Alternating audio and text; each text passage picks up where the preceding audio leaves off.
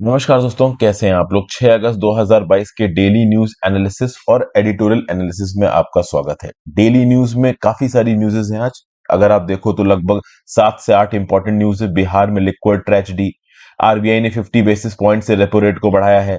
Bodily autonomy के respect में supreme court यहाँ पे क्या बोल रहा है, एमटीपी अमेंडमेंट एक्ट से रिलेटेड। फिर भाई, रिलीजियस एनिमोसिटी को हटाने के लिए प्राइवेट मेंबर बिल मतलब इंट्रोड्यूस किया गया लोकसभा के अंदर। पारित होना तो मुश्किल ही लग रहा है।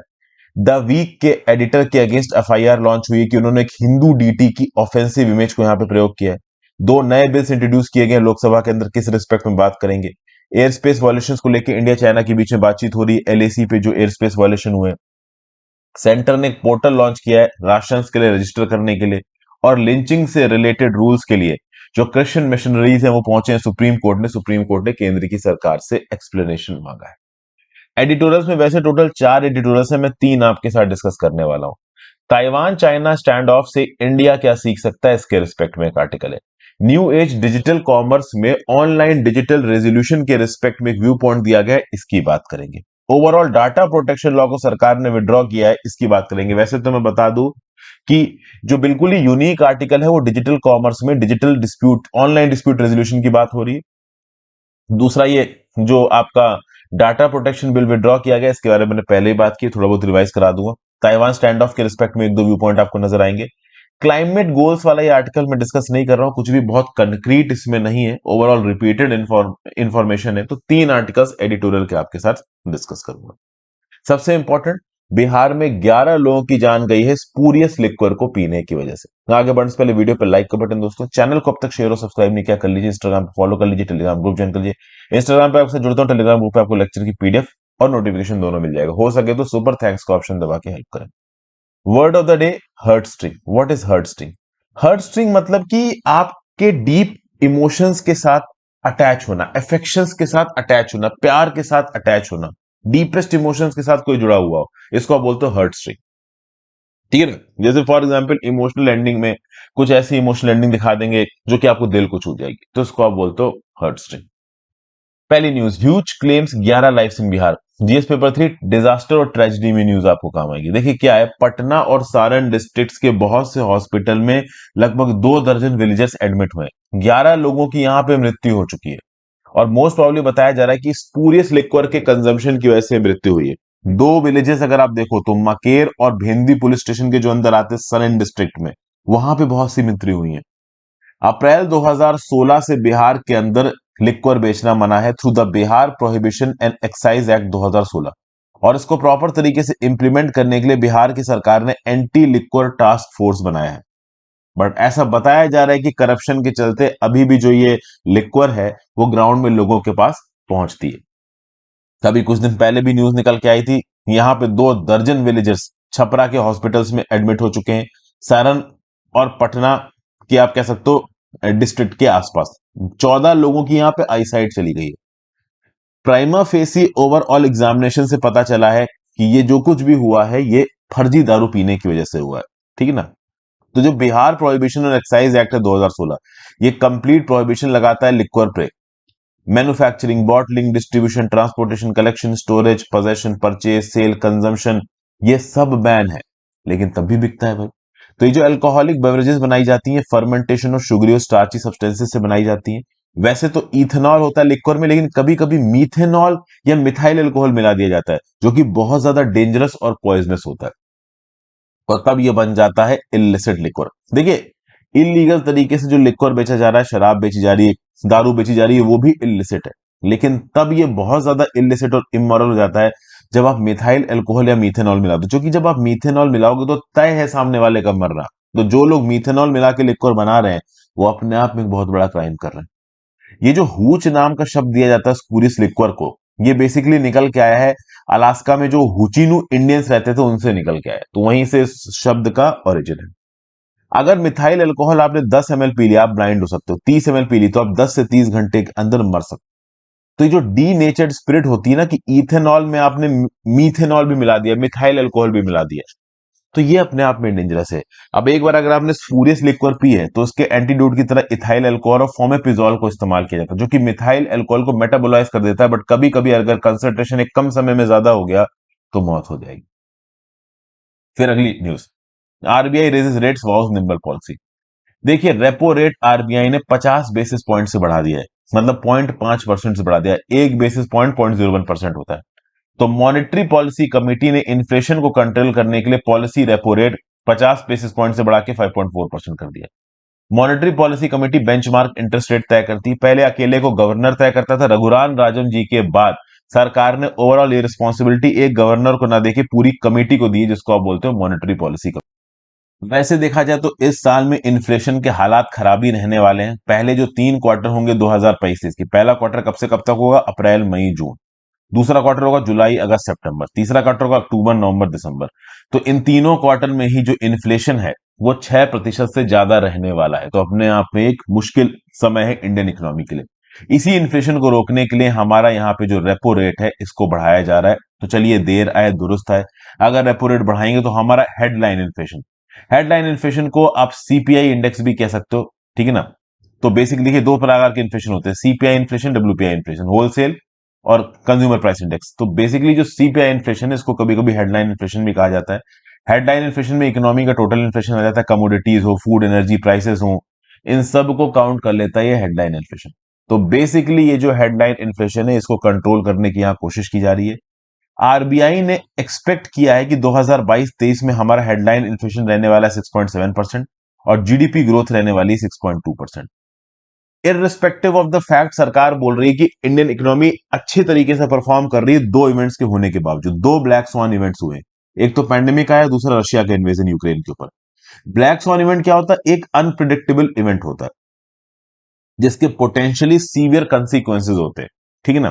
ब्लैक स्वान इवेंट रेयर होते हैं और आपके कंट्रोल के बाहर होते हैं। हालांकि जिस पर्टिकुलर इंडिविजुअल ने ब्लैक स्वान इवेंट की परिभाषा दी थी उसने बाद में ये बोला भी था कि भाई कोविड-19 का पैंडेमिक ब्लैक स्वान इवेंट में काउंट नहीं होगा। देखिए, अगर आप ब्लैक स्वान इवेंट के बारे में जानना चाहते हैं तो आप ब्लैक स्वान मेरे नाम हर्षित द्विवेदी के साथ यूट्यूब में सर्च मारिए, ठीक है ना। तो इसमें एक्चुअली में क्या था इस पर्टिकुलर पे कि आरबीआई ने बोला था कि इंडिया एक ब्लैक स्वान इवेंट से गुजर रहा है, लेकिन मैंने आपको समझाया था कि जिस पर्टिकुलर इंडिविजुअल ने ब्लैक स्वान की परिभाषा दी थी उसने साफ साफ बताया था कि कोविड-19 pandemic is not a black swan event. तो इसके बारे में ब्लैक स्वान मेरे नाम के साथ सर्च मारिए, आपको पूरी इंफॉर्मेशन मिल जाएगी। तो सरकार यहां पे बोल रही है कि दो ब्लैक स्वान इवेंट हुए, कोविड-19 और रशिया यूक्रेन वॉर, उसके बावजूद इंडियन इकोनॉमी अच्छा परफॉर्म कर रही है। और जो इन्फ्लेशन है भले ही बढ़ता हुआ नजर आ रहा है बट फिर भी कंट्रोल के अंदर। हर चीज के दाम बढ़े हैं, चाहे वो फ्रूट्स हो यहाँ पे, चाहे वेजिटेबल्स हो, चाहे पेट्रोलियम हो, चाहे गैस हो, हर चीज के दाम यहाँ पे बढ़ते नजर आ रहे हैं अनएक्सेप्टेबली हाई लेवल पे। कंज्यूमर प्राइस इंडेक्स बढ़ा हुआ है, basically basket of consumer goods and services, जो बेसिकली एक हाउस होल्ड इस्तेमाल करता है अपने डेली मर्रा में, ये इंडेक्स बढ़ा हुआ नजर आ रहा है, ठीक है भाई। और इसके चलते करंट अकाउंट डेफिसिट भी बढ़ रही है। करंट अकाउंट डेफिसिट बेसिकली आप इस तरीके से समझिए कि करंट अकाउंट डेफिसिट का जो मेजर एलिमेंट होता है वो होता है ट्रेड डेफिसिट। लेकिन ट्रेड डेफिसिट से थोड़ी अलग होती है करंट अकाउंट डेफिसिट। इसको डिटेल में जानने के लिए मेरी पहले की वीडियोस, खासकर रमेश सिंह की सीरीज देखिए। तो जो हम ओवरऑल बाहर की दुनिया से सर्विसेज ट्रेड वगैरह खरीदते हैं उसके लिए जो हम पेमेंट करते हैं, और जो हम सर्विसेज प्रोवाइड करते हैं और गुड्स प्रोवाइड करते हैं बाहर की दुनिया की जिसके लिए हमें पेमेंट आती है, इसमें जो फर्क होता है ये बेसिकली करंट अकाउंट डेफिसिट होता है। और हमारा करंट अकाउंट डेफिसिट यहां बढ़ता हुआ नजर आ रहा है। फिर अगला, सुप्रीम कोर्ट ने बोला है कि भाई बॉडीली ऑटोनॉमी को आप छीन नहीं सकते। देखिए क्या है, medical termination of pregnancy act, ये एक्ट लाया गया था 1971 में और इसके रूल्स रिलीज हुए 2003 में। और उसके बाद इस पर्टिकुलर एमटीपी का अमेंडमेंट भी हुआ है। ये जो अमेंडमेंट हुआ है वो 2021 में हुआ है। तो नियम कानून आया, एक्ट आया 1971 में। इस एक्ट के नियम कानून रूल्स बनाए गए 2003 में और इस एक्ट में अमेंडमेंट किया गया 2021 में। अब शुरुआत में जो रूल्स आए थे ना 2003 के, जो शुरुआती एक्ट था 1971 का, उसमें क्या था कि 20 हफ्ते तक की प्रेगनेंसी में एक मैरिड वुमेन ही अबॉर्शन करवा सकती थी। तो मैरिड वुमेन जाके अबॉर्शन करवा लेगी, अनमैरिड वुमेन के लिए प्रावधान नहीं था। मतलब इंडिया की सोसाइटी कतई कंजर्वेटिव मानी जा रही थी। अगर भैया आपने बिना शादी किए प्रेग्नेंट हो गए तो अपने से निपटो। लेकिन ओवरऑल कुछ चेंजेस हुए। जब 2021 का अमेंडमेंट आया तो यह बोला गया कि 20 हफ्ते तक की प्रेगनेंसी को अबॉर्ट करना है तो वुमेन चाहे मैरिड हो चाहे अनमैरिड हो, कोई फर्क नहीं पड़ता, आप अबॉर्ट कर सकते हो। लेकिन सुनिएगा, लेकिन अगर 20 से 24 हफ्ते के बीच में आपको प्रेगनेंसी को अबॉर्ट करना है तो बहुत सी कंडीशंस यहां पे बता रखी हैं। जैसे फीटल एब्नॉर्मलिटीज ना हो, ओवरऑल आप एक माइनर हो, आपके ऊपर रेप असॉल्ट हुआ, उसकी वजह से प्रेग्नेंट हो गए, या फिर फिजिकल डिसेबिलिटी है, फीटल फॉर्मेशन माल फॉर्मेशन है, तो कुछ कंडीशंस दे रखी हैं 20 से 24 हफ्ते के रिस्पेक्ट में। तो 20 से 24 हफ्ते में अगर आपको अबॉर्शन करवाना है तो 2 डॉक्टर से अप्रूवल लगेगा, और वो अप्रूवल कुछ प्री आइडेंटिफाइड कंडीशंस पे ही दिया जाएगा। और ये जो 20 से 24 हफ्ते में प्रेगनेंसी की परमिशन है, ये एक अनमैरिड वुमेन को नहीं मिलेगी। अनमैरिड वुमेन अबॉर्ट करा सकती है पहले 20 हफ्तों में। अगर 20 से 24 हफ्तों में कराना है तो अभी के 2021 के अमेंडमेंट के हिसाब से अनमैरिड वुमेन शायद नहीं करा पाएगी, कुछ ऐसे नियम कानून है। सुप्रीम कोर्ट बोल रहा है ये नहीं चल पाएगा। सुप्रीम कोर्ट बोल रहा है कि भाई अगर अनवांटेड प्रेगनेंसी है तो जितना परेशान एक मैरिड वुमेन होगी उतना ही परेशान एक अनमैरिड वुमेन भी होगी। तो अनमैरिड वुमेन पे शादी ना करने की वजह से 20 से 24 हफ्ते में आप उसके प्रेगनेंसी और अबॉर्शन राइट्स को कैसे छीन सकते हो? नहीं छीन सकते आप। तो सुप्रीम कोर्ट ने ओपनली बोला है कि भाई एक मैरिड वुमेन की तरह एक अनमैरिड वुमेन भी हो सकता है एक्सप्लॉइट हुई हो। तो सिर्फ पहले 20 हफ्तों में नहीं, 20 से 24 हफ्तों में भी अगर एक अनमैरिड वुमेन ओवरऑल अबॉर्शन कराना चाहे तो वो करा सकती है, उसको रोका नहीं जाएगा। तो देखिए ये एक प्रोग्रेसिव डिसीजन, अब इस प्रकार के डिसीजन के आने की जरूरत नहीं पड़नी चाहिए थी। इंडिया एक मॉडर्न सोसाइटी आज की डेट में सिर्फ एक मैरिड वुमेन ही अबॉर्शन कराएगी, अनमैरिड नहीं कराएगी, इस प्रकार की सोच रखना, विचारधारा रखना सही नहीं है। फॉरवर्ड लुकिंग इंटरप्रिटेशन होना चाहिए। यही बात जस्टिस चंद्रचूड़ साहब ने कही है और ये बात सरकार को भी यहां पे समझनी। तो देखिए अब सुप्रीम कोर्ट का जजमेंट आ चुका है, पहले हाई कोर्ट भी इस प्रकार का जजमेंट दे चुका है। तो ओवरऑल पहले 20 हफ्तों में तो अनमैरिड वुमेन अबॉर्शन करा ही सकती हैं, 20 से 24 हफ्तों में भी करा सकती हैं। उनको इस बेसिस पे नहीं रोका जा सकता है कि आप अनमैरिड हो तो अबॉर्शन परमिशन नहीं मिलेगी। हाँ, 24 हफ्तों के बाद जो अबॉर्शन की परमिशन केवल फीटल मालफॉर्मेशन की वजह से दी जाती है, इसके रिस्पेक्ट में अभी एक कंसोलिडेटेड जजमेंट आना बचा है। वैसे तो सुप्रीम कोर्ट और दिल्ली हाई कोर्ट ने 24 हफ्ते के बाद भी अबॉर्शन अलाउ किया है, लेकिन ये जो थॉट प्रोसेस है कि 24 हफ्ते के बाद वो जो अंदर बच्चा है वो एक जान में कन्वर्ट हो चुका होता, तो उस जान को मारना किस हद तक सही है, किस हद तक सही नहीं है, इसके ऊपर एक मॉरल डिबेट अभी भी बाकी है। क्योंकि देखिए 24 हफ्ते एक बड़ा समय होता है। 24 हफ्ते के बाद अबॉर्शन क्या है ना, आप पहले 20 हफ्ते में भी अबॉर्शन करवा सकते हो। ऑलमोस्ट ज्यादातर लेडीज को पता चल जाता है कि वो प्रेग्नेंट है। 24 वीक्स के बाद वो जो अंदर आपके वोम में जो बच्चा है वो ऑलमोस्ट एक जान में कन्वर्ट हो चुका होता है। तब उस समय पे मारना थोड़ा अनएथिकल, थोड़ा इमोरल हो जाता है। अगर प्रेगनेंसी का अबॉर्ट करने का डिसीजन लेना है तो थोड़ा पहले ले लीजिए। तो इस कंटेक्स्ट में अभी एक और कंसोलिडेटेड डिबेट होगी, इसके ऊपर कोई आप कह लो फुल फ्लेज डिसीजन नहीं आया। हाँ, 20 से 24 हफ्ते के बीच में अबॉर्शन हो रहे हैं तो केवल मैरिड नहीं, अनमैरिड वुमेन भी अबॉर्शन करा सकती है, सुप्रीम कोर्ट ने साफ साफ बोल दिया।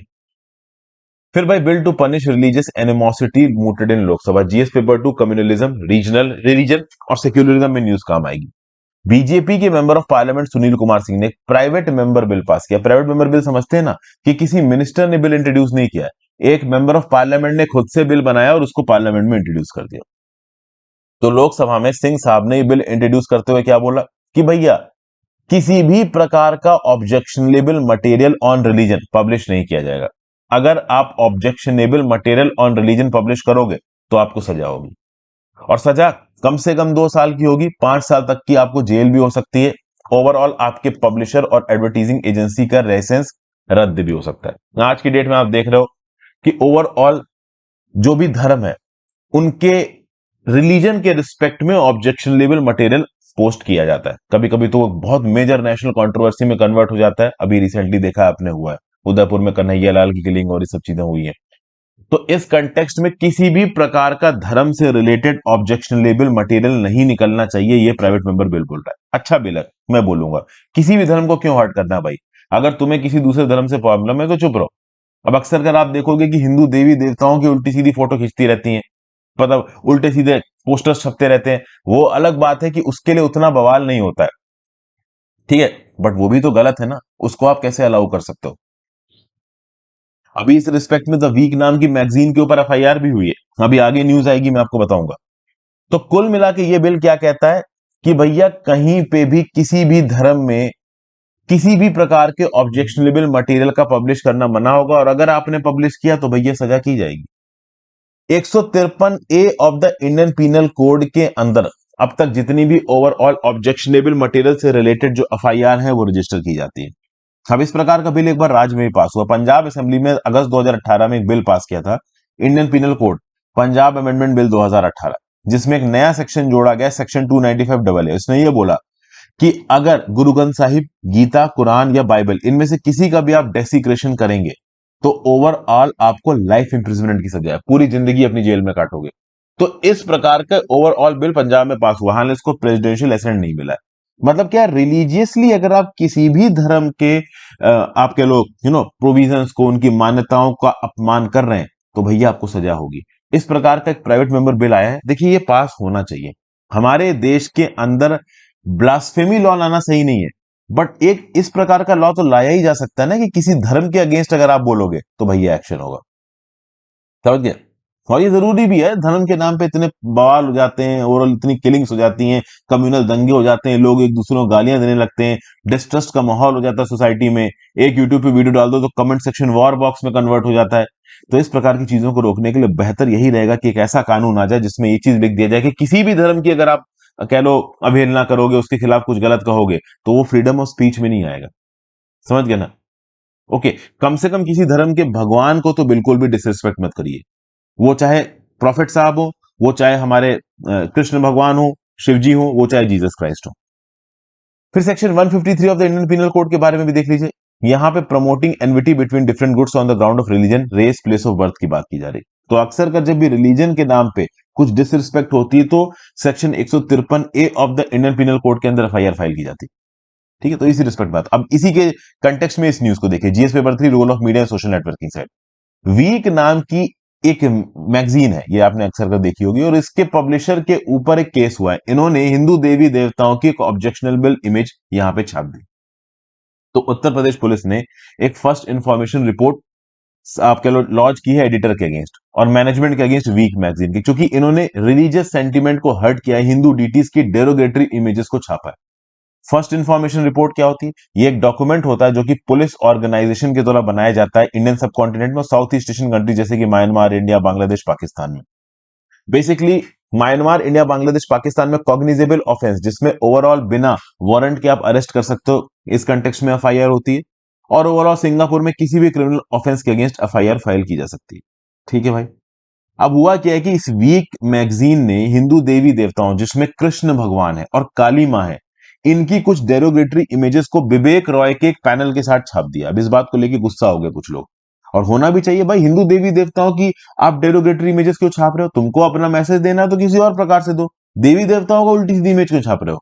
वैसे ही देख रहे हो कि अभी धर्म के नाम पे इतना बवाल चल रहा है, इतना कुछ हो गया देश में, उसके बाद भी तुम वो नहीं आ रहे हो। तो इस प्रकार के केसेस में एक्शन होना चाहिए। जब तक ये लोग जेल नहीं जाएंगे, जब तक ये लोग सजा नहीं होगी, तब तक ये अभिव्यक्ति की आजादी के नाम पे कुछ भी करते रहेंगे।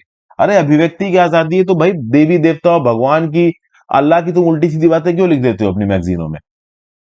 तो जो एफआईआर कानपुर में रजिस्टर हुई है वो section 295A of the Indian penal code में रजिस्टर हुई है, deliberate and malicious intention of outraging religious feelings. Indian penal code के इस सेक्शन 295A में आता है। बजरंग दल के जो नेशनल कन्वीनर है दल प्रकाश शर्मा, इन्होंने ये पिटीशन फाइल की है। तो इस पर्टिकुलर मैगजीन में ऑब्जेक्शनेबल फोटोज रिलीज की गई है लॉर्ड शिवा की और मां काली की। ठीक है ना? और ऑब्वियस ही बात है, ये ऑब्जेक्शनल फोटोज छापना अपने आप में बहुत बड़ा आप कह लो इंस्टिगेशन है, काफी बवाल इससे भी फैल सकता है। तो बाद में आप एडिटर साहब माफी मांग रहे हैं, हमसे गलती हो गई, हमने गलत प्रकार से फोटो से लिंक कर दिया, लेकिन गलती में अगर इनको छोड़ दोगे ना, तो इस प्रकार की गलतियां फिर बाद में भी होती रहेंगी। तो कुछ 1-2 साल के लिए जब तक जेल में नहीं जाएंगे तब तक ओवरऑल ठीक नहीं होंगे। तो अपोलॉजी यहां पे इशू की है V S J S Chandran, editor in charge of the Week के। ओवरऑल इन्होंने बोला कि कंगरा पेंटिंग फ्रॉम हिमाचल प्रदेश को हमने रिप्रोड्यूस कर दिया, इसके चलते प्रॉब्लम हो गई। अभी कंगरा मिनिएचर पेंटिंग्स भी यहाँ पे न्यूज में। ये आप कह सकते हो पहाड़ी पेंटिंग्स की वन ऑफ द स्कूल्स में आता है, और भी पहाड़ी पेंटिंग्स का स्कूल जैसे गुलेर, बशोरी, मंडी, चंबा, बिलासपुर। मिनिएचर पेंटिंग क्या होती है? स्मॉल साइज पेंटिंग होती है, वाटर कलर या फिर आप कह लो क्लॉथ के ऊपर या पेपर के ऊपर पेंटिंग की जाती है। और ये जो आप कह लो हिली फॉर्म्स ऑफ हिली स्कूल्स ऑफ पेंटिंग्स इमर्ज हुई थी, मुगल आर्टिस्ट से इमर्ज हुई थी। क्या हुआ था, जब नादिर शाह ने दिल्ली पे इन्वेजन किया तो बहुत सारे मुगल आर्टिस्ट मुगल कोड छोड़ के रीजनल किंगडम्स में चले गए, तो वहां से ये जो रीजनल फॉर्म्स ऑफ पेंटिंग है, जिसमें कंगरा स्कूल ऑफ पेंटिंग थी, ये भी पैदा हुई। तो ये जो मिड 18 सेंचुरी था, ये जो कंगरा आर्टिस्ट थे, जब औरंगजेब ने मुगल कोर्ट पर कब्जा किया और वहां से भगा दिया गया, और उसके बाद भी ओवरऑल जब आप देखो नादिर शाह का अटैक हुआ, तो इन कंगरा आर्टिस्ट ने वेस्टर्नाइज ट्रेडिशंस को आगे बढ़ाया। कूल ब्लू और ग्रीन, देखिए यहाँ पे देखिए ग्रीन बैकग्राउंड में आसमान बिल्कुल ब्लू है, समुंदर को, नदियों को दिखाना, तो ये सब कंगरा पेंटिंग का आप कह लो एक जबरदस्त थीम रही है। और कहीं ना कहीं राजा संसार चंद ऑफ कंगरा के साथ भी जुड़ा हुआ है, इसलिए इसको कंगरा स्कूल ऑफ पेंटिंग कहा जाता है। फिर भाई दो नए बिल इंट्रोड्यूस किए गए हैं लोकसभा के अंदर। जीएस पेपर 2 पार्लियामेंट्री प्रोसीडिंग्स में न्यूज आपको काम आएगी। एक बिल तो कंपटीशन कमीशन ऑफ इंडिया के स्ट्रक्चर को चेंज करेगा, लोकसभा में इंट्रोड्यूस किया गया। कंपटीशन कमीशन ऑफ इंडिया क्या है? ये चीफ नेशनल कंपटीशन रेगुलेटर है इंडिया के अंदर, स्टैट्यूटरी बॉडी है मिनिस्ट्री ऑफ कॉर्पोरेट अफेयर्स के अंदर, कंपटीशन एक्ट 2002 को ग्राउंड लेवल पे इंप्लीमेंट करता है। Minister of state for corporate affairs Rao Inderjit Singh ने कंपटीशन अमेंडमेंट बिल को यहां पे इंट्रोड्यूस किया, ताकि overall competition commission of India को अलाउ किया जा सके नए एज मार्केट में कंपटीशन को प्रमोट करने के लिए। फिर भाई यहां पे new Delhi international arbitration centre amendment bill लाया जा रहा है। ओवरऑल ये जो हमारे देश में आईसीएडीआर है, international centre for alternative dispute resolution, इसका नया नाम किया जाएगा इंडिया इंटरनेशनल आर्बिट्रेशन सेंटर इस पर्टिकुलर बिल के थ्रू। बेसिकली एक ऑर्डिनेंस को प्रोमोलगेट करके new Delhi international arbitration centre बनाया गया था, एक इंडिपेंडेंट और ऑटोनोमस रिजीम की तरफ इंडिया के अंदर आर्बिट्रेशन के मैकेनिज्म को इंस्टीट्यूशनलाइज करने के लिए। आर्बिट्रेशन क्या होता है कि कोर्ट में जाने के बजाय दो पार्टी आपस में बैठ के बातचीत करके कोई मांडवली कर ली उन्होंने। तो जो गैंगों के बीच में मांडवली नाम का शब्द इस्तेमाल किया जाता है ना, हथियार जैसी मूवीज में, ठीक है, उसी को अगर आप फॉर्मल तरीके से, लीगल तरीके से, इंस्टीट्यूशनल तरीके से करो तो वो आर्बिट्रेशन बन जाता है। तो आर्बिट्रेशन का इंटरनेशनली इंडिया में एक सेंटर बनाने का प्लान है हमारी सरकार का, और इसीलिए ओवरऑल यहां पे ये बिल लाया गया है, national new Delhi international arbitration centre amendment bill. जो नया सेंटर, जो पहले सेंटर बना है, उसको नाम दे दिया जाएगा इंडिया इंटरनेशनल आर्बिट्रेशन सेंटर। तो दुनिया भर की बड़ी बड़ी कंपनी के बीच में अगर कोई डिस्प्यूट है तो वो आर्बिट्रेशन के लिए इंडिया के अंदर आ सकते हैं। इंडिया के अंदर भी जो आर्बिट्रेशन होता है वो होगा। तो जो new Delhi international arbitration centre है, इसको एक चेयरपर्सन हेड करेगा। वो चेयरपर्सन या तो रिटायर्ड जज होगा सुप्रीम कोर्ट का, या जज होगा हाई कोर्ट का, ठीक है, या फिर एक ऐसा एमिनेंट पर्सन होगा जिसको आर्बिट्रेशन लॉ, एडमिनिस्ट्रेशन और मैनेजमेंट में एक अच्छा नॉलेज और एक्सपीरियंस हो। और इसको अपॉइंट करने से पहले चीफ जस्टिस ऑफ इंडिया से कंसल्टेशन किया जाएगा। फिर दो फुल टाइम और पार्ट टाइम मेंबर्स भी यहां पे अपॉइंट किए जाएंगे जिनको इंस्टीट्यूशनल आर्बिट्रेशन में नॉलेज है, एक्सपीरियंस है, ठीक है ना। फिर डिपार्टमेंट ऑफ लीगल अफेयर्स के सेक्रेटरी, फिर भाई डिपार्टमेंट ऑफ एक्सपेंडिचर के फाइनेंशियल एडवाइजर, और फिर एनडीआईएसी की चीफ एग्जीक्यूटिव ऑफिसर, ये सब एक्स ऑफिशियो मेंबर होंगे new Delhi international arbitration centre के, ठीक है भाई। तो ये जो new Delhi international arbitration centre है, ये भाई इंडिया इंटरनेशनल आर्बिट्रेशन सेंटर अभी के लिए बना देगा, ठीक है भाई। तो ये ओवरऑल है आर्बिट्रेशन को दुनिया भर में इंस्टीट्यूशनलाइज, मतलब दुनिया भर में आर्बिट्रेशन के बहुत से मैकेनिज्म बड़े बड़े फाइनेंशियल सेंटर्स में, तो इंडिया भी एक ऐसा फाइनेंशियल सेंटर बनाएगी, सरकार की कोशिश। फिर next news GS paper 3, security challenges in border areas, India China hold dialogue on air space pollution near LAC. तो भैया लाइन ऑफ एक्चुअल कंट्रोल पे कॉन्फिडेंस बिल्डिंग मेजर्स के अंदर एयर स्पेस को मैनेज करने के लिए इंडिया चाइना ने बातचीत की। क्या है कि इंडिया और चाइना को डिमार्केट करने वाले जो एलएसी है, इसका परसेप्शन बहुत हिला हुआ है। वैसे तो हम पूरा अक्साई चीन क्लेम कर रहे हैं, लेकिन चलो अक्साई चीन अभी चाइना के पास इलीगल ऑक्यूपेशन में है, तो जो लाइन ऑफ एक्चुअल कंट्रोल है उस पर तो कोई एक पॉइंट, व्यू पॉइंट हो, एक व्यू पॉइंट नहीं है। चाइना बोलता हमारी ये है, इंडिया बोलता हमारी ये है। अब उस चक्कर में एक एग्रीमेंट है, पुराना एग्रीमेंट है 1996 का, यहां पे मैंने हाईलाइट कर रखा है, agreement on the maintenance of peace and tranquillity along the LAC in India China border area of 1996। तो इस एग्रीमेंट के हिसाब से लाइन ऑफ एक्चुअल कंट्रोल के 10 किलोमीटर के अंदर, चाहे इंडियन साइड हो चाहे चाइनीज साइड हो, कोई एयरक्राफ्ट नहीं उड़ेगा। लेकिन चाइना वाले इसी 10 किलोमीटर के अंदर एयरक्राफ्ट उड़ाते हैं, तो फिर इंडिया वाले भी उड़ाते हैं। तो चाइना बेसिकली एक रोग पावर है, एक बुलिश पावर है, एक परेशान करने वाली ताकत है। तो और कहीं ना कहीं हम लोग लगातार एलएसी पे इनसे बातचीत करते हुए नजर आते हैं, बट कोई यहां पे आप कह लीजिए सॉल्यूशन निकलता नहीं है। ये है वो अक्साई चीन का इलाका जो चाइना ने इलीगली कब्जा रखा है। पास्ट में हमारी गलती के चलते ये अक्साई चीन का इलाका चाइना के पास चला गया। ओवरऑल हम अपनी गरीबी से ही गुजर रहे थे, गरीबी से ही जूझ रहे थे, और ये इलाका हमें छोड़ना पड़ गया। GS paper 3 security challenges in border areas में न्यूज आपको काम आएगी।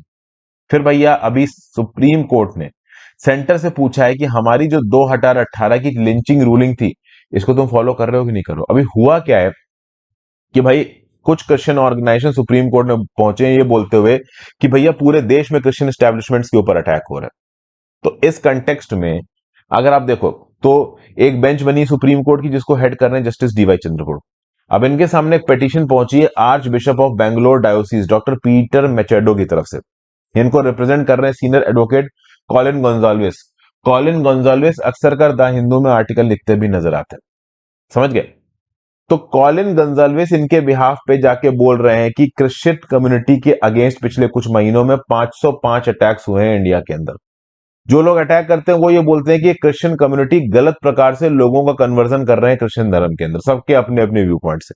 अब सुप्रीम कोर्ट ने सरकार से यहां पे पूछा है कि हम 2018 में ऑलरेडी मॉब वायलेंस के रिस्पेक्ट में एक जजमेंट दे चुके हैं जिसका नाम है तहसीन पूना वाला जजमेंट। तो जस्टिस चंद्रचूड़ ने सॉलिसिटर जनरल मिस्टर मेहता से ये पूछा कि भाई क्या हमारा ये तहसीन पूना वाला जजमेंट प्रॉपर तरीके से ग्राउंड लेवल पे इंप्लीमेंट हो रहा है? क्या ये मोवोक्रेसी अभी भी चल रही है? क्या है, अगर क्रिश्चियन कम्युनिटी के ऊपर अटैक होता है, कुछ भीड़ आके कुछ बवाल करती है तो उसको मॉब अटैक बोला जाएगा, मोबोक्रेसी बोला जाएगा। और जो मॉब लिंचिंग्स हुई है इंडिया के अंदर वो गलत है। मॉब लिंचिंग्स तो गलत है। अब गौ हत्या के नाम पे लोगों की लिंचिंग कर दी जाती है, बाद में पता चलता है कि भाई गौ हत्या हुई भी नहीं थी। तो इस प्रकार की चीजों को सुनते हुए सुप्रीम कोर्ट ने क्या बोला कि भाई देखिए, हमने जुलाई 2018 में ऑलरेडी एक जजमेंट दिया है, जिस जजमेंट में हमने बोला था सरकार को कि आप प्रिवेंटिव, रेमेडियल और प्यूनिटिव मेजर्स लिखिए मॉब लिंचिंग को रोकने के लिए। मॉब लिंचिंग से रिलेटेड एक नियम कानून लेके आइए। मॉब लिंचिंग क्या होता है कि कुछ लोगों ने गुट बना लिया और उन्होंने भीड़ में एक दूसरे आदमी को अटैक किया, वहां पे उसको मार दिया या चोट पहुंचाई, पब्लिक प्रॉपर्टी को चोट पहुंचाई, प्राइवेट प्रॉपर्टी को चोट पहुंचाई। और क्या है कि ओवरऑल मॉब वायलेंस जब होता है तो जरूरी नहीं कि जिसके अगेंस्ट हो रहा हो उसने कोई सच में क्राइम किया हो। उस मॉब को, उस भीड़ को लगता है कि जिसने क्राइम किया तो इसको मार दो। तो जो मॉब लिंचिंग है ये वॉयलेशन है ह्यूमन डिग्निटी का, आर्टिकल 21 ऑफ द संविधान का वॉयलेशन है, universal declaration of human rights का वॉयलेशन है। तो मॉब लिंचिंग रोकने के लिए तहसीन पूला वाला जजमेंट के हिसाब से आप क्या कह कर रहे हो, इसका रिस्पांस मांगा है सुप्रीम कोर्ट ने केंद्र की सरकार से। केंद्र की सरकार ने बोला कि ठीक है भाई, हम आपको रिस्पांस यहां पे सबमिट करेंगे। ये मैटर कैसे आया है? तो भैया क्रिश्चियन जो ग्रुप्स हैं वो गए हैं सुप्रीम कोर्ट के पास और उन्होंने बोला है कि पिछले कुछ महीनों में क्रिश्चियंस के ऊपर 505 अटैक्स हुए, माई बाप इनको रोकिए। ठीक है भाई, ये चीज हो गई। ये जो मॉब लिंचिंग के इंसिडेंट्स है ये आर्टिकल 14 और आर्टिकल 15 ऑफ द कॉन्स्टिट्यूशन को वायलेट करते हैं। इंडियन पीनल कोड में कहीं पे भी ओवरऑल मॉब लिंचिंग से रिलेटेड कुछ नहीं लिखा है। तो सुप्रीम कोर्ट ने भी सरकार से बोला है कि मॉब लिंचिंग से रिलेटेड क्राइम्स को कम करिए। ठीक है ना। केवल 3 राज्य मणिपुर, वेस्ट बंगाल और राजस्थान ने मॉब लिंचिंग के रिलेटेड कुछ प्रोविजंस बनाए हैं, कुछ नियम कानून बनाए हैं। झारखंड असेंबली ने recently prevention of mob violence and mob lynching bill 2021 पास किया है। बाकी जगहों पे मॉब लिंचिंग से रिलेटेड कानून नहीं है। अगर केंद्र की सरकार एक मॉब लिंचिंग का कानून बना देगी वो ज्यादा बेटर है। आ जाते हैं एडिटोरियल डिस्कशन पे। दोस्तों वीडियो पे लाइक का बटन ना दबाए हो तो जरूर दबा दीजिएगा। चलिए पहले editorial, lesson for India from the Taiwan stand of, happy मिन जैकब साहब का यह आर्टिकल है। देखिए ये बता रहे हैं कि ताइवान जिस प्रकार से एक्ट कर रहा है चाइना के अगेंस्ट, इससे इंडिया को कुछ सीखना चाहिए। यूनाइटेड स्टेट्स की house speaker Nancy Pelosi Taiwan गई, चाइना ने इतनी वार्निंग इशू की, यूएस नहीं झुका, लेकिन यूएस से ज्यादा इंपॉर्टेंट है ताइवान नहीं झुका। यूएस का तो कुछ नहीं है, पेलोसी निकल के चली गई, प्रेशर किसके ऊपर आ रहा है? ताइवान के ऊपर आ रहा है। ताइवान के अच्छे खासे ट्रेड रिलेशन है, ताइवान ने अच्छा खासा पैसा इन्वेस्ट कर रखा है चाइना के अंदर, ताइवान बड़ी क्वांटिटी में चीजों को एक्सपोर्ट करता है चाइना में, उसके बावजूद भी ताइवान यहां पे चाइना से डर नहीं रहा है। चाइनीज बुलिंग के सामने ताइवान ने रेड लाइंस खींची, ताइवान ने साफ साफ बोला है कि ये क्रॉस किया तो हम अगेंस्ट बात करेंगे। तो बेसिकली ताइवान एक बहुत छोटी सी कंट्री है, लेकिन वो चाइना के बुलिंग के सामने दब नहीं रही है, डर नहीं रही है। अभी के लिए देखिए, चाइना यूएस में वॉर हो जाए या चाइना फुल फ्लेजली ताइवान के ऊपर अटैक कर दे, इस बात के चांसेस बहुत कम है। उसके बावजूद अगर आप देखो, डर तो है, कभी भी ताइवान के ऊपर अटैक हो सकता है, ये सब बोल रहे हैं, लेकिन ये जो 23 मिलियन का आइलैंड है, 2 करोड़ 30 लाख लोगों का, ये तब भी नहीं डर रहा चाइना की मिलिट्री के सामने, इकोनॉमिक पावर के सामने। ओवरऑल अगर आप देखो तो इंडिया 140 करोड़ की आबादी का देश, न्यूक्लियर वेपन्स है हमारे पास, और हमारी तो इतनी कह लो डिस्प्यूटेड टेरिटरी भी नहीं, वैसे टेरिटरी है, अक्साई चीन बहुत बड़ा इलाका है, बट अक्साई चीन के लिए इंडिया उतना जोर नहीं मार रहा, हम एलएसी के पास के जो इलाके हैं उसके लिए जोर मार रहे हैं। तो ओवरऑल जितनी स्ट्रांगनेस से ताइवान चाइना को पुश बैक कर रहा है, इंडिया क्या कर रहा है भैया? इंडिया इतना यहाँ पे क्यों कमजोर पड़ रहा है? एक बेलिजरेंट चाइना के सामने हम इतने कमजोर क्यों नजर आते हैं? हमारी अप्रोच में क्लैरिटी क्यों नहीं नजर आती है? तो ताइवान जिस प्रकार से चाइना को पुश बैक कर रहा है, इससे दिल्ली को, इंडिया को 3 लेसन मिलते हैं। पहला लेसन तो यह है कि जिस प्रकार से ताइवान ने रेड लाइन सेटअप की है, इंडिया को भी रेड लाइन सेटअप करनी चाहिए। प्रॉपर तरीके से इंडिया के अंदर चाइनीज थ्रेट का लोगों को अवेयरनेस होना चाहिए। वो नहीं है। ताइवान के अंदर एक नेशनल अवेकनिंग है कि चाइना हमारे लिए खतरा है, बट इंडिया के अंदर इस प्रकार की अवेकनिंग सरकार लेके नहीं आ पा रही है। हैप्पीमैन जैकब साहब कह रहे हैं कि एक्चुअली में लाइन ऑफ एक्चुअल कंट्रोल पे हुआ क्या, ये पता ही नहीं है। अभी तक इस बात का आइडिया नहीं लगा है कि लाइन ऑफ एक्चुअल कंट्रोल पे हुआ क्या है। तो जब हमको पता ही नहीं है कि लाइन ऑफ एक्चुअल कंट्रोल पे हुआ क्या है, किस हद तक ये चाइनीज फोर्सेज ने घुस के इंडियन टेरिटरी को कब्जाया है, जो कि क्या है कि चाइनीज फोर्सेज घुस गई, टेरिटरी को कब्जा लिया, भारत सरकार ने अपोज नहीं किया तो अपोजिशन भारत सरकार को मार देगा पार्लियामेंट में चिल्ला चिल्ला के, तो अगले इलेक्शन जीतने मुश्किल हो जाएंगे। तो डोमेस्टिक पॉलिटिकल कैलकुलेशन के चलते हम ओवरऑल अपनी इंटरनेशनल डिसएडवांटेजेस को डिस्कस नहीं करते, तो लोगों को पता ही नहीं चल पाता कि एक्चुअली में हुआ क्या। इससे चाइना के जो आप कह लो प्रोपोगैंडिस्ट है, उनको मौका मिल जाता है, उनको दिख जाता है कि भाई इंडिया तो कमजोर पड़ रहा है। और जब वो इंडिया को कमजोर देखते हैं तो वो अपने किए हुए एक्शंस को ग्राउंड लेवल पे जस्टिफाई करने लगते हैं। 2020 में जो कुछ भी हुआ उसके बारे में आज भी देश के लोगों को क्लैरिटी नहीं है। तो चूंकि देश के लोगों को क्लैरिटी नहीं है, मोदी जी ने सामने खड़े होकर बोल दिया कि भाई कोई भी इंडियन जमीन पे नहीं आया। तो इससे क्या हुआ कि चाइना के प्रोपोगंडा जो आप कह लो फैलाने वाले लोग हैं, उनको मौका मिल गया कि हाँ ठीक है भाई, हमने तो देखो कुछ गलत नहीं किया, देश के प्रधानमंत्री ही मोदी जी बोल रहे हैं कि भाई कुछ नहीं हुआ है, तो हमें क्यों गलत बोल रहे हो। और इससे क्या है, फिर चाइना को ओवरऑल एक पुश मिलता है, क्योंकि हमने कोई रेड लाइंस डिफाइन नहीं की है। तुम ऐसा करोगे तो हम तुमको मारेंगे, ये हमने नहीं बोला है। अब उसके चलते चाइना की ताकत और हिम्मत बढ़ जाती। अब ऐसा नहीं है इंडिया हर समय पे डिफेंसिव रहा। एक समय पे तो यह था कि इंडिया ने अपनी फोर्सेस को बोल दिया था कि चाइनीज आते नजर आए तो गोली चला देना। तो ऐसा नहीं कि हम बिल्कुल शांत बैठे, लेकिन फिर भी कितना इलाका कब्जाया, इससे तुम पीछे गए क्यों नहीं, अब अगर पीछे नहीं गए तो ये हो जाएगा। इस प्रकार की कोई भी रेड लाइन इंडिया ने यहां पे सेटअप नहीं की है। और चूंकि हम रेड लाइंस जब तक सेटअप नहीं करेंगे, तो चाइना को एक तो पहली बात कह लो पुश मिलेगा कि इंडिया वाले ज्यादा कुछ बोल नहीं रहे। दूसरा, इंटरनेशनल कम्युनिटी वाले हमारी क्या मदद करेगा? जब हमारे देश के लीडर ये खड़े होकर बोल रहे हैं कि कोई आया नहीं, तो इंटरनेशनल कम्युनिटी भी इंडिया की मदद में आएगी नहीं। हालांकि एक बात बताऊं, इंटरनेशनल कम्युनिटी वैसे ही मदद के नहीं आएगी, वो बस पीछे से बोलेंगे। अगर कल की डेट में जंग होती तो लड़ना हमें ही। समझ गए? तो हैप्पीमैन जैकब साहब सरकार की पॉलिसी को क्रिटिसाइज कर रहे हैं, बोल रहे हैं चाइना के रिस्पेक्ट में जो कुछ भी बॉर्डर पे हो रहा है उसको लोगों को बताने की जरूरत है, इंटरनेशनल कम्युनिटी को बताने की जरूरत है, ताकि हम चाइना को एग्रेसिवली पुश बैक कर सके। ठीक है ना, एक तो ये बताया जा रहा। दूसरा, ओवरऑल जो भारत सरकार की पॉलिसी है कि चाइना के लीडर्स और डिप्लोमेट्स के साथ हम फिजिकली इंगेज करेंगे, ये इंडिया के अगेंस्ट जा रही है। जैसे ब्रिक्स समिट को वर्चुअली होस्ट किया जी जिनपिंग ने, मोदी जी ने पार्टिसिपेट किया। ये चाइना का फॉरेन मिनिस्टर इंडिया के अंदर आया, वांग यी, उसको हमने यहाँ पे होस्ट किया। हालांकि उसको कोई बहुत प्रॉपर रिसेप्शन नहीं मिला, बट फिर भी उससे हमने बातचीत की है। इंटरनेशनल मैकेनिज्म में जैसे कि ब्रिक्स में, एससीओ में हम चाइनीज लीडर्स के साथ बातचीत कर रहे हैं। तो जब हम इस प्रकार की बातचीत करते हैं ना, हम ये सिग्नल भेजते हैं कि ठीक है भाई, डिप्लोमेटिक रिलेशंस चलते रहेंगे, एलएसी पे कुछ भी हो रहा। अरे एलएसी के ऊपर आप कंटिजेंट करिए किसी भी प्रकार के रिश्ते को, तब जाके कुछ हो पाएगा। ये हैप्पीमैन जैकब साहब को बोलना है। जब तक आप इनके लीडर्स के साथ बायलेटरली इंगेज करोगे, फोटो खिंचाओगे, हाथ जोड़ते मतलब हाथ जोड़ते के हाथ मिलाते नजर आओगे, तब तक ये हमारे सर पे चढ़ के बैठेंगे। वैसे देखा जाए तो यहां पे जो कुछ भी बोल रहे हैं हैप्पीमैन जैकब साहब, ये कुछ हद तक सही है, लेकिन कुछ हद तक गलत भी है। ठीक है ना? समझिए क्यों। ताइवान ने ओवरऑल अच्छा खासा पैसा इन्वेस्ट किया है कहां पे? आपका चाइना के अंदर। अगर आप देखो तो ओवरऑल जो टोटल ट्रेड डेफिसिट है चाइना की ताइवान के साथ, वो $80 बिलियन से $130 बिलियन है। मतलब ताइवान 80 से $130 बिलियन का एक्सपोर्ट ज्यादा करता है चाइना को विद रिस्पेक्ट टू इंपोर्ट। मतलब ताइवान चाइना को ज्यादा एक्सपोर्ट कर रहा है।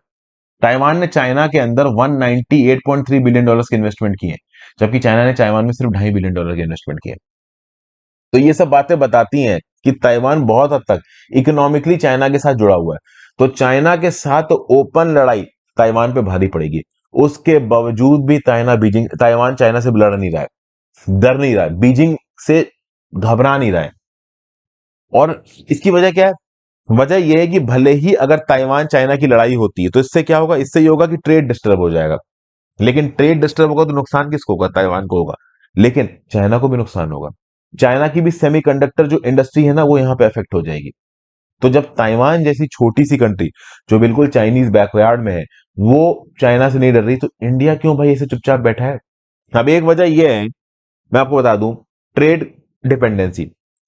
चाइना से जो इंपोर्ट्स आते हैं उनके ऊपर हमारी इकोनॉमी डिपेंडेंट है। अगर कल के डेट में हम ओपन एक फ्रंट खोल देते हैं चाइना के साथ तो ये इंपोर्ट्स इफेक्ट हो जाएंगे। अब हैप्पी मिन जैकब साहब ये बोल रहे हैं कि अगर इंडिया के ऊपर ट्रेड इंपैक्ट आएगा तो चाइना के ऊपर भी ट्रेड इंपैक्ट आएगा, बट चाइना के ऊपर उतना बड़ा इंपैक्ट नहीं आएगा जितना इंडिया के ऊपर आएगा।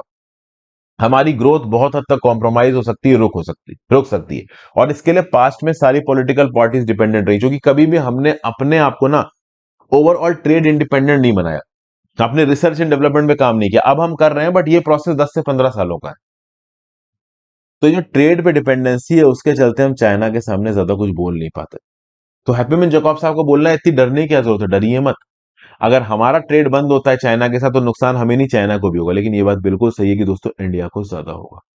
तो सरकार के सामने चाइना की फॉरेन पॉलिसीज को लेके एक बहुत बड़ा चैलेंज आके खड़ा हुआ, और उस चैलेंज को ट्रेड करने का सरकार ने क्या रास्ता निकाला है कि धीरे धीरे अपनी कैपेबिलिटीज को डेवलप करो, धीरे धीरे अपनी ऑटोनॉमी को, फाइनेंशियल इंडिपेंडेंस को, ओवरऑल टेक्नोलॉजिकल इंडिपेंडेंस को, R&D इंडिपेंडेंस को, स्पेस इंडिपेंडेंस को, रॉ मटेरियल्स इंडिपेंडेंस को, API independence, API active pharmaceutical ingredients की बात कर रहा हूं, ऑटोमोबाइल की जो इनपुट्स होते हैं, इलेक्ट्रॉनिक सेक्टर में जो आपके लोग डिपेंडेंस है, इसको कम करने की जरूरत है।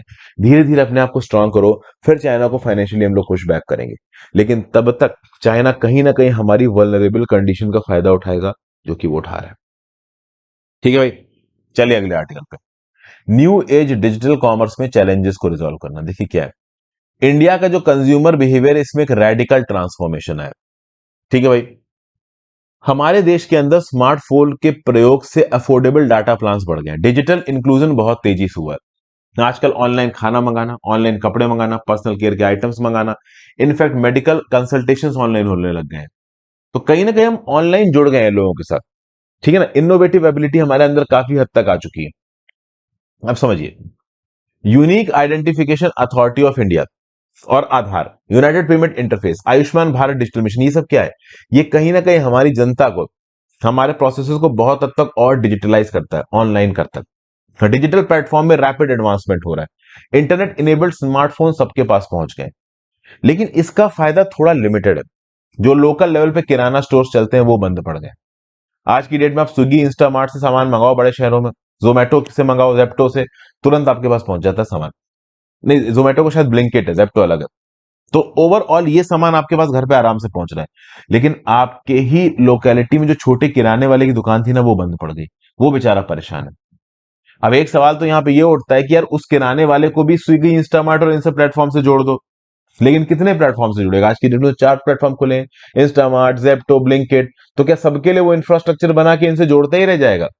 इसीलिए यहां पे बात की गई कि एक कॉमन प्लेटफॉर्म बनाने की जरूरत है, और इसको नाम दिया गया open network for digital commerce, ONDC. ONDC में क्या होगा कि भाई एक प्लेटफॉर्म को दूसरे प्लेटफॉर्म से जोड़ दो। जैसे मान लो ई कॉमर्स ऐप है एक एक्स और दूसरी ई कॉमर्स ऐप है वाई, तो एक्स और वाई के डिजिटल प्लेटफॉर्म को एक दूसरे के साथ जोड़ दो, तो ऑटोमेटिकली जो सामान एक्स पे बिक रहा है वो वाई वाली ऐप पे भी दिखने लगेगा, जो वाई पे दिख रहा है वो एक्स वाली ऐप पे भी दिखने लगेगा। तो इससे क्या होगा कि एक लोकल किराने वाले को एक ही ओवरऑल ऑनलाइन नेटवर्क के साथ अपने आप को जोड़ना पड़ेगा। तो जैसे मान लो मेरे यहाँ पे कोई एक शॉप है, आप कह लो मयूर स्टोर्स करके। अब ये मयूर स्टोर करके जो शॉप है, इसने अपने आप को मान लो स्विगी के इंस्टामार्ट पे लिस्ट किया। हालांकि स्विगी के इंस्टामार्ट पे आप कह लो इस तरीके के स्टोर्स लिस्ट नहीं होते, मैं आपको कंडीशन बता रहा हूं कि एक ऑनलाइन प्लेटफॉर्म बनाया इंस्टामार्ट, उस पर मयूर स्टोर हुआ। अब ओवरऑल अगर इंस्टामार्ट को आप जेप्टो, ब्लिंकिट सबके साथ जोड़ दोगे एक open network for digital commerce के साथ, तो ऑटोमेटिकली किसी भी ऐप पे मयूर स्टोर का सामान नजर आने लगेगा। तो इससे क्या होगा कि जो छोटे छोटे किराने वाले हैं ना, ये भी आज की डेट में कॉम्पिटिटिव हो जाएंगे। ये जो ओएनडीसी का पायलट रन अप्रैल 2022 में हुआ था, न्यू दिल्ली, बेंगलुरु, कोयम्बटूर, भोपाल, शिलोंग में, और 18 सिटीज में हो रहा है। इंडियन ई कॉमर्स इंडस्ट्री का जो साइज है वो 2027 तक $200 बिलियन पे पहुंच जाएगा। स्मॉल बिजनेस ओनर्स, किराना बिजनेस को इंक्लूड यहां पे किया जाएगा। एक प्रकार का ई कॉमर्स रेवोल्यूशन यहां पे आ जाएगा। Modern day cost effective, timely and high speed dispute resolution system हमें यहां पे नजर आएगा। देखिए क्या है, कि जब आप इस प्रकार से अलग अलग ऐप के अंदर किसी एक, जैसे एक ऐप एक्स को वाई से जोड़ा, जेड से जोड़ा, बी से जोड़ा, सी से जोड़ा, 5-6 ऐप के प्लेटफॉर्म एक ही प्लेटफॉर्म पे आ गए, जिस प्लेटफॉर्म को आपको नाम दिया open network for digital commerce, और ओवरऑल यहां पे ट्रांजैक्शंस हो रही है। तो कभी कभी यहां पे कुछ इश्यूज उठेंगे, ऑनलाइन फाइनेंशियल इश्यूज उठेंगे, कुछ कॉन्ट्रैक्ट से रिलेटेड इश्यूज उठेंगे। उस इश्यूज को सॉल्व करने के लिए हमें प्रॉपर रेजोल्यूशन फ्रेमवर्क बनाना पड़ेगा, online dispute resolution mechanism, ODR mechanism. तो ये ओडीआर मैकेनिज्म इस पर्टिकुलर स्टेप के अंदर अलग अलग एप्स को डिजिटलाइज करेगा, कंसोलिडेट करेगा, और उसके साथ साथ मीडिएशन, कंसीलिएशन और आर्बिट्रेशन का मैकेनिज्म को भी यहां पे अवेलेबल करवाएगा। समझ गए बात को? तो mediation, conciliation, arbitration, financial consolidation, online consolidation, ये सब कुछ यहां पे होने वाला है। ओडीआर के अंदर case management system, communication technologies का integration, SMS, WhatsApp, interactive voice information, video conferencing के थ्रू जितने भी इश्यूज हैं उनको इंस्टेंट बेसिस पे रिजॉल्व करना, टेक्नोलॉजी की मदद से, आर्टिफिशियल इंटेलिजेंस, मशीन लर्निंग की मदद से इन सिस्टम्स को और एफिशिएंट और रिस्पॉन्सिव बनाना, मल्टी पार्टी डिस्प्यूट्स को 24/7 अवेलेबिलिटी के थ्रू सॉर्ट आउट करना। क्योंकि क्या होगा, अब एक पर्टिकुलर केस में मान लो ओवरऑल स्विगी के इंस्टामार्ट पे कोई एक ऑर्डर आया और वो जोमेटो ब्लिंकिट से डिलीवर हुआ, तो इन दोनों के बीच में कितना पेमेंट होगा, डिलीवरी मैकेनिज्म को कैसे सेटल करना है, पेमेंट को कैसे सेटल करना है, जो भी रेजोल्यूशंस उठेंगे, प्रॉब्लम्स उठेंगी, डिस्प्यूट्स उठेंगी, इससे रिलेटेड उठेंगी। तो अगर डेली के बेसिस पे इस प्रकार के डिस्प्यूट सॉल्व हो जाएंगे तो ऑटोमेटिकली एक जबरदस्त ऑनलाइन नेटवर्क बनेगा जिसका नाम होगा ओपन नेटवर्क डिजिटल कॉमर्स, और उसके साथ साथ बनेगा उसी का ऑनलाइन डिस्प्यूट रेजोल्यूशन, जो कि बहुत जरूरत है इस प्रकार के नेटवर्क को आगे ले जाने के लिए। अब एक सवाल उठता है कि क्या इस प्रकार के ओडीआर इंडिया के अंदर बने? बिल्कुल बने। ऑनलाइन डिस्प्यूट रेजोल्यूशन ये कोई डिस्प्यूट, ये डिस्टेंट ड्रीम नहीं है, ऑलरेडी इंडिया के अंदर इंप्लीमेंट हो रहा है। National payment corporation of India ने अपना खुद का ओडीआर बनाया है, सेबी का स्कोर्स, ठीक है ना। ये बेसिकली क्या करता है, सेबी कंप्लेंट्स रिड्रेस सिस्टम, फिर आरबीआई का CMS complaint management system, MahaRERA मतलब महाराष्ट्र स्टेट इलेक्ट्रिसिटी बोर्ड, मतलब महाराष्ट्र का रियल एस्टेट रेगुलेटरी बोर्ड, मतलब रियल एस्टेट से रिलेटेड जो भी प्रॉपर्टीज वगैरह बिक रही महाराष्ट्र के अंदर उसको देखना, फिर एमएसएमई समाधान, जिसको आप बोल सकते हो माइक्रो स्मॉल और medium enterprises delayed payment monitoring system. तो ये सब क्या है, ये ऑनलाइन डिस्प्यूट रेजोल्यूशन के मैकेनिज्म है। ये मैकेनिज्म ओवरऑल ऑनलाइन तरीके से चीजों को रिजॉल्व करेंगे, किसी भी ऑनलाइन कंसोलिडेशन की प्रॉब्लम्स को डिजिटली रिजॉल्व कर देंगे, लिटिगेशन रिस्क को यहां पे कम करेंगे, प्रॉब्लम्स जल्दी रिजॉल्व हो जाएंगी, जुडिशियल लॉक जैम यहां पे नहीं होगा, और ओवरऑल हम डेवलप यहां पे कर सकते हैं। तो एडीआर एक बहुत online dispute resolution, this is a thing of the future, और इसको हमें बहुत प्रोएक्टिवली परस्यू करने की जरूरत है। फिर ओवरऑल बताया जा रहा है फ्रेश अपॉर्चुनिटी। देखिए, गवर्नमेंट ने विथड्रॉ कर लिया पर्सनल डाटा प्रोटेक्शन बिल 2019। अब समझिए, पर्सनल डाटा प्रोटेक्शन बिल 2019 को लाने से पहले एक कमेटी बनाई गई थी, justice B N Shri Krishna committee. Justice B N Krishna समिति ने ओवरऑल एक ड्राफ्ट बिल बनाया था 2018 में। इस कमेटी ने एक रिपोर्ट दी, ठीक है ना, उस रिपोर्ट के आधार पर ओवरऑल एक ड्राफ्ट बिल बनाया गया, डाटा प्रोटेक्शन बिल 2018 में, ठीक है। अब 2018 के इस बिल के बाद जब सरकार पर्सनल डाटा प्रोटेक्शन बिल 2019 का लेके आई, तो इसको इस बात पे क्रिटिसाइज किया गया कि भाई केंद्र की सरकार नेशनल सिक्योरिटी के एंगल पे ज्यादा फोकस कर रही है। नेशनल सिक्योरिटी के एंगल पे जो हमारी देश की सिक्योरिटी एजेंसीज हैं वो किसी के भी डाटा को बेधड़क इस्तेमाल कर सकती, बिना किसी चेक्स एंड बैलेंसेस के इस्तेमाल कर सकती है। फिर 2019 के बिल में श्री कृष्णा की ड्राफ्ट कमेटी से एक चीज और अलग थी, जो डाटा प्रोटेक्शन अथॉरिटी बनाई जाएगी उसके जो चेयरपर्सन और मेंबर्स होंगे 2019 के बिल के हिसाब से वो एक ज्यादातर एग्जीक्यूटिव की तरह अपॉइंटेड होंगे, लेकिन 2018 के बिल के हिसाब से जुडिशरी का रोल होगा। तो 2018 में बीएन श्री कृष्णा कमेटी के हिसाब से जो ओवरऑल डाटा प्रोटेक्शन अथॉरिटी बनाई जा रही थी उसके जो मेंबर्स थे वो जुडिशियल ओवरसाइट के अंदर काम करेंगे, और 2019 के हिसाब से एग्जीक्यूटिव के अंदर काम करेंगे। फिर 2019 के बिल में ओवरऑल नेशनल सिक्योरिटी एजेंसीज को ज्यादा ताकत दी गई। तो इसके बेसिस पे 2019 के लॉ को इस बेसिस पे क्रिटिसाइज किया गया कि भाई सरकार यहां पे एक प्रकार की स्नूपिंग कर सकती है, सरकार अपने आप को एक प्रकार से स्नूपिंग की ताकत दे रही है। फिर 2019 के बिल में पब्लिक ऑर्डर को एक रीजन बनाया गया किसी भी गवर्नमेंट एजेंसी को इस एक्ट से एग्जेम्प्ट करने के लिए, मतलब पब्लिक ऑर्डर के आधार पर कोई भी गवर्नमेंट एजेंसी ओवरऑल किसी के पर्सनल डाटा को प्रोक्योर कर सकती है और उसको सिक्योरिटी पर्पज से इस्तेमाल कर सकती है। अब ये एक्चुअली में 2018 के बिल में नहीं था, और 2018 के बिल में सिविल सोसाइटी का एक एक्सटेंसिव रोल था, 2019 में उसको भी गायब कर दिया गया।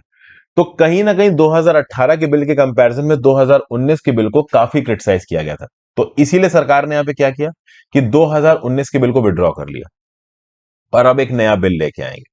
अब कहीं ना कहीं ये 2019 के बाद जो अब 2022 में नया बिल आएगा, ये बिल किस हद तक 2018 के बिल जैसा होगा और कितना हद तक 2019 के बिल से अलग होगा, इसको देखना जरूरी है। क्योंकि इस बिल के क्या प्रोविजंस होंगे, भारत सरकार ने तो बोला कि हम 2018 के 2019 के जितने भी ज्वाइंट पार्लियामेंट्री कमेटी की रिकमेंडेशंस आई हैं, इन सब की रिकमेंडेशंस पे ध्यान देंगे। ओवरऑल पूरी तरीके से ग्राउंड लेवल पे एक अच्छा बिल लाने की कोशिश करेंगे। लेकिन एक्चुअली में वो बिल कितना अच्छा होगा कितना बुरा होगा, ये तब एनालाइज होगा जब उस बिल का ड्राफ्ट ओवरऑल पब्लिक में रिलीज होगा। अभी के लिए तो सरकार ने बोल दिया कि हम अर्जेंट बेसिस पे नया बिल लेके आएंगे, नया ड्राफ्ट लेके आएंगे। तो लेट्स सी ये ड्राफ्ट कब निकल के आता है। तो जो जस्टिस श्री कृष्णा कमेटी के आधार पर 2018 का डाटा प्रोटेक्शन बिल आया था, उसके कंपैरिजन में 2019 के बिल को थोड़ा रिग्रेसिव बताया गया। क्योंकि 2019 के बिल में 2018 के कंपैरिजन में जुडिशियल ओवरसाइट कम कर दिया गया था, सरकार का रोल ज्यादा कर दिया गया था, सरकारी एजेंसीज को ज्यादा ताकत दे दी गई थी, ओवरऑल डाटा सिक्योरिटी को कॉम्प्रोमाइज करने वाले एलिमेंट्स ज्यादा थे। तो इसीलिए सरकार को काफी क्रिटिसाइज किया जाता अगर 2019 का यही ड्राफ्ट अप्रूव हो जाता।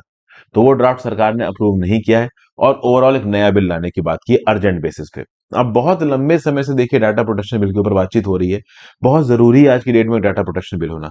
अब कितनी जल्दी आता है कितनी जल्दी नहीं आता, ये तो देखिए सरकार ही डिसाइड करेगी। We can just wait and watch. But हाँ, डेफिनेटली जब ये 2022 में मोस्ट प्रॉब्ली आ जाना चाहिए डाटा प्रोटेक्शन बिल, जब ये रिलीज होगा या 2023 की शुरुआत में, उस समय पे इसके बहुत से प्रोविजंस को खंगाला जाएगा और डेफिनेटली अपोजिशन उस बिल में कुछ ना कुछ ऐसा जरूर जोड़ लेगा जो कि डाटा प्रोटेक्शन को वॉयलेट करेगा। वो किस हद तक लीगल होगा, रीजनेबल होगा, क्योंकि जब नया डाटा प्रोटेक्शन बिल पास होगा, पारित होगा, उसके बाद उसके अगेंस्ट भी सुप्रीम कोर्ट में बहुत से पिटीशन जाएंगे ही जाएंगे।